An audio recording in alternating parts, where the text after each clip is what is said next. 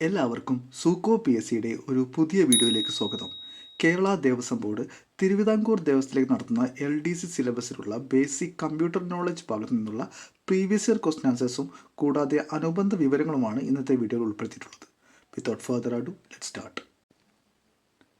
ആദ്യത്തെ ചോദ്യം, ഉപയോഗപ്രദമായി തോന്നിക്കുകയും പക്ഷേ ഇൻസ്റ്റാൾ ചെയ്യുമ്പോൾ കമ്പ്യൂട്ടറിലെ ഫയലുകളെയും വിവരങ്ങളെയും നശിപ്പിക്കുന്ന സോഫ്റ്റ്വെയറിന് പറയുന്ന പേര്. ഇതിൻ്റെ ഉത്തരം option A, Trojan horse. Trojan horse എന്നത് ഒരു തരം മാൽവെയർ ആണ്. നമുക്ക് ഉപകാരപ്രദമായ സോഫ്റ്റ്വെയർ ആണെന്ന് തോന്നൽ ഉണ്ടാക്കുകയും എന്നാൽ യഥാർത്ഥത്തിൽ കമ്പ്യൂട്ടറുകളിൽ ഇൻസ്റ്റാൾ ചെയ്യുകയും എക്സിക്യൂട്ട് ചെയ്യുമ്പോൾ നഷ്ടം വരുത്തുന്നവയുമാണ് ട്രോജൻ ഹോഴ്സുകൾ. ഒരു കമ്പ്യൂട്ടറിൽ ട്രോജൻ ഹോഴ്സ് ബാധിച്ചു കഴിഞ്ഞാൽ അവ നമ്മുടെ കമ്പ്യൂട്ടറിൽ സംഭരിച്ചിരിക്കുന്ന ഫയലുകൾ നശിപ്പിച്ച് വിവരങ്ങൾ നഷ്ടപ്പെടുത്തുന്നു. ചില ട്രോജനുകൾ കമ്പ്യൂട്ടറിൻ്റെ പിൻവാതിലിലൂടെ അഥവാ ബാക്ക് ഡോറിലൂടെ അപകടകാരികളായ ഉപയോക്താക്കൾക്ക് പ്രവേശന മാർഗം തുറന്നു കൊടുക്കും. അതിലൂടെ രഹസ്യ വിവരങ്ങളോ സ്വകാര്യ വിവരങ്ങളോ ചോർത്തുവാൻ സാധിക്കും. ട്രോജനുകൾ സ്വയം പെരുകുകയോ ബാധിച്ച ഫയലുകളുടെ പകർപ്പുണ്ടാക്കുകയോ ചെയ്യുന്നില്ല. അടുത്ത ചോദ്യം, C++ ലാംഗ്വേജിൽ കീവേഡ് അല്ലാത്തതേത്? ഇതിൻ്റെ ഉത്തരം ഓപ്ഷൻ സി ആണ്, ആഡ്. C++ ഒരു ഹൈ ലെവൽ പ്രോഗ്രാമിംഗ് ലാംഗ്വേജ് ആണ്. പ്രത്യേക അർത്ഥമുള്ളതും ഐഡൻറ്റിഫയറുകളായി വേരിയബിൾ നെയിമോ ഫംഗ്ഷൻ നെയിമോ ആയി ഉപയോഗിക്കാൻ കഴിയാത്തതുമായ പദങ്ങളാണ് കീവേഡുകൾ. എൽസ്, ക്ലാസ്, ഫ്ലോട്ട് തുടങ്ങിയവ C++ ലാംഗ്വേജിലെ ചില കീവേഡുകളാണ്. മറ്റ് ചില കീവേഡുകൾ കൂടി ടേബിൾ തന്നിട്ടുണ്ട്. Int, if, for, and, catch, try, const, continue, delete, while, friend, protected, void, private എന്നിവ കീവേഡുകൾക്ക് മറ്റു ഉദാഹരണങ്ങളാണ്. x=2 ആണെങ്കിൽ x+10ൻ്റെ വില എന്തെന്ന് കണക്കാക്കുക. ഉത്തരം ഓപ്ഷൻ ഡി, 12. അടുത്ത ചോദ്യം, വ്യത്യസ്ത പ്രോട്ടോക്കോൾ ഉള്ള നെറ്റ്വർക്കുകളെ പരസ്പരം കൂട്ടിയിണക്കുന്ന ഉപകരണം. ഉത്തരം ഓപ്ഷൻ ഡി, ഗേറ്റ്വേ. ഗേറ്റ്വേ ഒരു ഡാറ്റ വിനിമയ ഉപകരണമാണ്. വിവിധ തരത്തിലും പ്രോട്ടോക്കോളിലും പ്രവർത്തിക്കുന്ന ശൃംഖലകളെ ബന്ധിപ്പിക്കുവാൻ ഗേറ്റ്വേ ഉപയോഗിക്കുന്നു. ഒരു തരത്തിലുള്ള പ്രോട്ടോക്കോളിനെ മറ്റൊരു തരത്തിലേക്ക് വിവർത്തനം ചെയ്യുവാനും ഇവയ്ക്ക് കഴിയുന്നുണ്ട്. അടുത്തത് റൂട്ടർ എന്താണെന്ന് നോക്കാം. ഒരേ വിഭാഗത്തിൽപ്പെട്ടതും ഒരേപോലുള്ള പെരുമാറ്റച്ചട്ടങ്ങൾ അല്ലെങ്കിൽ പ്രോട്ടോക്കോൾ ഉള്ളതുമായ രണ്ട് ശൃംഖലകളെ ബന്ധിപ്പിക്കുന്ന ഉപകരണമാണ് റൂട്ടർ. ഡാറ്റയ്ക്ക് സഞ്ചരിക്കുവാൻ ആവശ്യമായ ഉചിതമായ പാത കണ്ടെത്തുന്നതിനും അങ്ങനെ ശൃംഖലയിലെ അഥവാ നെറ്റ്വർക്കിലെ ട്രാഫിക്കിൻ്റെ അളവ് കുറയ്ക്കുന്നതിനും ഇവയ്ക്ക് കഴിയുന്നുണ്ട്. അടുത്തത് ബ്രിഡ്ജാണ്. ഒരു കമ്പ്യൂട്ടർ ശൃംഖലയെ പല വിഭാഗങ്ങളാക്കി വേർതിരിക്കുവാൻ ഉപയോഗിക്കുന്ന ഉപകരണമാണ് ബ്രിഡ്ജ്. നിലവിലുള്ള ശൃംഖലയെ പല വിഭാഗങ്ങളായി തരംതിരിക്കുകയും അവയെ ബ്രിഡ്ജ് ഉപയോഗിച്ച് ബന്ധിപ്പിക്കുകയും ചെയ്യുന്നു. നെറ്റ്വർക്ക് ട്രാഫിക് കുറയ്ക്കുവാൻ ഇത് സഹായിക്കുന്നു. അടുത്തത് സ്വിച്ചാണ്. നിരവധി കമ്പ്യൂട്ടറുകളെ പരസ്പരം ബന്ധിപ്പിച്ച് ഒരു ശൃംഖല രൂപീകരിക്കാൻ ശേഷിയുള്ള നിർമ്മിത ബുദ്ധിയോട് കൂടിയ ഉപകരണമാണ് സ്വിച്ച്. സ്വിച്ച് ഡാറ്റയ്ക്ക് എത്തിച്ചേരുന്ന ലക്ഷ്യസ്ഥാനത്ത് കൃത്യമായി ഉറപ്പുവരുത്തുകയും ഡാറ്റ പാക്കറ്റുകൾ ഉദ്ദേശിച്ച സ്ഥാനത്തേക്ക് മാത്രം അയക്കുകയും ചെയ്യുന്നു.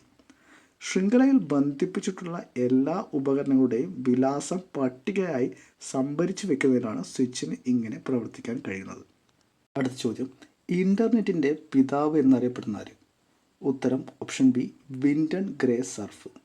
വിൻഡൻ ഗ്രേ സർഫ് ഒരു അമേരിക്കൻ കമ്പ്യൂട്ടർ ശാസ്ത്രജ്ഞനാണ്. ഇൻ്റർനെറ്റിൻ്റെയും TCP/IP പ്രോട്ടോക്കോളിൻ്റെയും വികാസത്തിന് പങ്ക് വഹിച്ച വിൻഡൻ ഗ്രേ സർഫിനെ ഇൻ്റർനെറ്റിൻ്റെ പിതാവായാണ് അറിയപ്പെടുന്നത്. അമേരിക്കൻ കമ്പ്യൂട്ടർ ശാസ്ത്രജ്ഞനുമായ ബോബ് കാനോടൊപ്പം വിൻഡൻ ഗ്രേ സർഫ് ഇൻ്റർനെറ്റിൻ്റെ പ്രാരംഭ വികാസത്തിന് കാരണമായിട്ടുണ്ട്.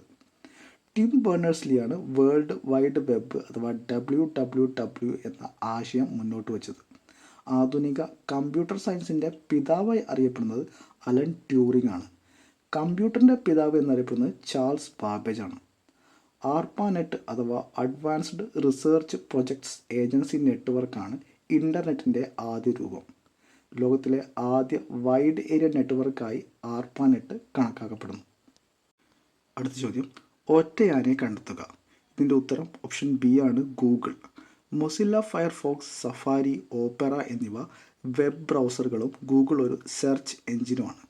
യാഹു, ബിങ്, ഡക്ക് തുടങ്ങിയവ സെർച്ച് എഞ്ചിനുകൾക്ക് മറ്റു ഉദാഹരണങ്ങളാണ്. അടുത്ത ചോദ്യം, താഴെ തന്നിട്ടുള്ളവയിൽ ഒരു ആപ്ലിക്കേഷൻ സോഫ്റ്റ്വെയർ അല്ലാത്തത്? ഇതിൻ്റെ ഉത്തരം ഓപ്ഷൻ ഡി ആണ് ഉബുണ്ടു. ഒരു പ്രത്യേക ആവശ്യത്തിനായി വികസിപ്പിച്ചെടുക്കുന്ന സോഫ്റ്റ്വെയറുകളാണ് ആപ്ലിക്കേഷൻ സോഫ്റ്റ്വെയർ എന്ന് വിളിക്കുന്നത്. ഉബുണ്ടു ഒരു ലിനക്സ് ബേസ്ഡ് OS ആണ്, അഥവാ ഓപ്പറേറ്റിംഗ് സിസ്റ്റമാണ്. വിൻഡോസ്, കാലി, റെഡ് ഹാറ്റ് തുടങ്ങിയവ OSകൾക്ക് ഉദാഹരണമാണ്. ഒരു സ്പ്രെഡ്ഷീറ്റ് സോഫ്റ്റ്വെയറാണ് ലീബ്രെ ഓഫീസ് കാൽക്ക്. ഒരു സ്വതന്ത്ര ആനിമേഷൻ സോഫ്റ്റ്വെയറാണ് 2P2D. ഒരു മൾട്ടിമീഡിയ സോഫ്റ്റ്വെയറാണ് ജിംബ്. അടുത്ത് താഴെ തന്നിട്ടുള്ളതിൽ ഒരു ഇൻപുട്ട് ഡിവൈസായി പ്രവർത്തിക്കുന്നത് ഏത്? ഇതിൻ്റെ ഉത്തരം ഓപ്ഷൻ എ സ്കാനറാണ്. കമ്പ്യൂട്ടറിന് ഡാറ്റ നൽകാൻ ഇൻപുട്ട് ഉപകരണം ഉപയോഗിക്കുന്നു. കമ്പ്യൂട്ടറും ഉപയോക്താവും തമ്മിലുള്ള ആശയവിനിമയം സാധ്യമാക്കുന്ന ഉപകരണം എന്നും ഇതിനെ പറയാവുന്നതാണ്. Scanner keyboard, mouse, light pen, touch screen, graphic tablet, touch pad, joystick, microphone, optical mark reader, barcode reader, biometric sensor, smart card reader, digital camera തുടങ്ങിയവ ഇൻപുട്ട് ഉപകരണങ്ങളാണ്. ഒരു കമ്പ്യൂട്ടറിൽ നിന്ന് പ്രിൻ്റ് അല്ലെങ്കിൽ ഡിസ്പ്ലേ ചെയ്യുന്ന ഉപകരണങ്ങളാണ് ഔട്ട്പുട്ട് ഉപകരണങ്ങൾ. ഔട്ട്പുട്ട് ഉപകരണങ്ങൾ ഉൽപ്പാദിപ്പിക്കുന്ന ഉൽപ്പന്നങ്ങളെ ഹാർഡ് കോപ്പി ഔട്ട്പുട്ട് അല്ലെങ്കിൽ സോഫ്റ്റ് കോപ്പി ഔട്ട്പുട്ട് എന്ന് വിളിക്കുന്നു. Printer, CRT monitor, LCD monitor, LED monitor, OLED, plasma മോണിറ്ററുകൾ, പ്രൊജക്ടറുകൾ തുടങ്ങിയവ ഔട്ട്പുട്ട് ഉപകരണങ്ങൾക്ക്. അടുത്ത ചോദ്യം, ഒരു ടൗൺ പരിധിയിലുള്ള വാർത്താവിനിമയ ഉപകരണങ്ങളെ കൂട്ടിയിണക്കുന്ന നെറ്റ്വർക്ക് സംവിധാനത്തിൻ്റെ പേര്? ഇതിൻ്റെ ഉത്തരം ഓപ്ഷൻ സി ആണ് മാൻ. കമ്പ്യൂട്ടർ നെറ്റ്വർക്കുകളെ 4ആയി തരംതിരിക്കാം. പാൻ അഥവാ പേഴ്സണൽ ഏരിയ നെറ്റ്വർക്ക്, ലാൻ അഥവാ ലോക്കൽ ഏരിയ നെറ്റ്വർക്ക്, മാൻ അഥവാ മെട്രോപൊളിറ്റൻ ഏരിയ നെറ്റ്വർക്ക്, വാൻ അല്ലെങ്കിൽ വൈഡ് ഏരിയ നെറ്റ്വർക്ക്. അങ്ങനെ ആദ്യം പേഴ്സണൽ ഏരിയ നെറ്റ്വർക്ക് എന്താണെന്ന് നോക്കാം. ഒരു പാൻ ഒരു വ്യക്തിയുടെ പരിധിയിലുള്ള വിനിമയ ഉപകരണങ്ങളുടെ, അതായത് കമ്പ്യൂട്ടർ, മൊബൈൽ, ടാബ്ലറ്റ്, പ്രിൻ്റർ എന്നിവയുടെ ശൃംഖലയാണ്. ഏതാനും മീറ്റർ വൃത്തപരിധികളിലാണ് ഇവ വ്യാപിച്ചു കിടക്കുന്നത്. പാൻ ശൃംഖല ഉണ്ടാക്കുവാൻ ഗൈഡഡ് മാധ്യമവും, അതായത് USB, അൺഗൈഡഡ് മാധ്യമവും ബ്ലൂടൂത്ത്, ഇൻഫ്രാറെഡ് ഉപയോഗിക്കാം. അടുത്തത് ലോക്കൽ ഏരിയ നെറ്റ്വർക്കാണ്. ലാൻ ശൃംഖലയിലെ വിവരവിനിമയത്തിനും കമ്പ്യൂട്ടിങ്ങിനുമുള്ള ഉപകരണങ്ങൾ ഒരു മുറിക്കുള്ളിലോ ഒരു കെട്ടിടത്തിനുള്ളിലോ ഒരു സ്ഥാപന പരിധിക്കുള്ളിലോ ആയിരിക്കും പരസ്പരം ബന്ധിപ്പിച്ചിരിക്കുന്നത്. ഏതാനും മീറ്ററോ ഏതാനും കിലോമീറ്ററോ വൃത്തപരിധിക്കുള്ളിലായിരിക്കും ഇവയുടെ പ്രവർത്തനം. ഗൈഡഡ് മാധ്യമ അഥവാ വയേർഡ് മീഡിയ, UTP കേബിളുകൾ, കൊയാക്സിയൽ കേബിളുകൾ തുടങ്ങിയവ ഉപയോഗിച്ചും വയർലെസ് മാധ്യമ അതായത് ഇൻഫ്രാറെഡ്, റേഡിയോ തരംഗങ്ങൾ ഉപയോഗിച്ചും ലാൻ സ്ഥാപിക്കാവുന്നതാണ്. അൺഗൈഡഡ് മാധ്യമം ഉപയോഗിച്ചുള്ള ലാൻ സ്ഥാപിക്കുന്നതെങ്കിൽ അതിനെ വയർലെസ് ലാൻ അല്ലെങ്കിൽ WLAN എന്ന് വിളിക്കാം. അടുത്തത് മെട്രോപൊളിറ്റൻ ഏരിയ നെറ്റ്വർക്ക് അഥവാ മാൻ ആണ്. മാൻ ശൃംഖലയുടെ കമ്പ്യൂട്ടിങ്ങും പ്രവർത്തനവും വിനിമയ ഉപകരണങ്ങളുടെ വ്യാപനവും ഒരു നഗരപരിധിക്കുള്ളിൽ നിൽക്കുന്നു. ഇതിൻ്റെ വൃത്തപരിധി 100 കിലോമീറ്റർ വരെ വ്യാപിച്ചു കിടക്കും. ലാൻ ശൃംഖലകളെയും സ്വകാര്യ കമ്പ്യൂട്ടറുകളെയും പരസ്പരം ബന്ധിപ്പിച്ചാണ് മാൻ സ്ഥാപിക്കുന്നത്. എല്ലാവിധ മാധ്യമങ്ങളും, അതായത് ഗൈഡഡും അൺഗൈഡഡും ഇതിനായി ഉപയോഗിക്കും. അടുത്തത് വൈഡ് ഏരിയ നെറ്റ്വർക്ക് അല്ലെങ്കിൽ വാൻ ആണ്. പല നഗരങ്ങളിലും രാജ്യങ്ങളിലും ഭൂഖണ്ഡങ്ങളിലുമായി വ്യാപിച്ചു കിടക്കുന്ന വിവരവിനിമയ കമ്പ്യൂട്ടിംഗ് ഉപകരണങ്ങൾ വാൻ ശൃംഖലയിൽ ഉൾപ്പെടുത്തുന്നു. 100 കിലോമീറ്റർ വൃത്തപരിധിക്കും അപ്പുറത്തേക്ക് ഇവയുടെ പ്രവർത്തനം വ്യാപിച്ചിരിക്കുന്നു. സ്വകാര്യ കമ്പ്യൂട്ടറുകൾ, ലാൻ, മാൻ കൂടാതെ മറ്റ് വാനുകളും ഇതിൽ അംഗങ്ങളായിരിക്കും. എല്ലാ തരത്തിലുമുള്ള വിനിമയ മാധ്യമങ്ങൾ അഥവാ ഗൈഡഡും അൺഗൈഡഡും ഇവിടെ ഉപയോഗിക്കുന്നുണ്ട്. വാനിന് ഉദാഹരണമാണ് ഇൻ്റർനെറ്റ്. ലോകത്തിലെ ഏറ്റവും വലിയ വാനായിട്ടാണ് ഇൻ്റർനെറ്റിനെ കണക്കാക്കുന്നത്. അടുത്ത ചോദ്യം, ISCIIയുടെ പൂർണ്ണ രൂപം തിരഞ്ഞെടുക്കുക. ഇതിൻ്റെ ഉത്തരം ഓപ്ഷൻ എ ആണ്. Indian standards code for information interchange.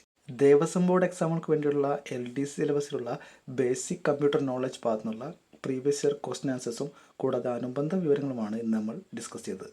Video ഇഷ്ടപ്പെട്ടാൽ ലൈക്ക് ചെയ്യാനും ഷെയർ ചെയ്യാനും മറക്കരുത്. എല്ലാവർക്കും സൂക്കോ PSCയുടെ നന്ദി, നമസ്കാരം.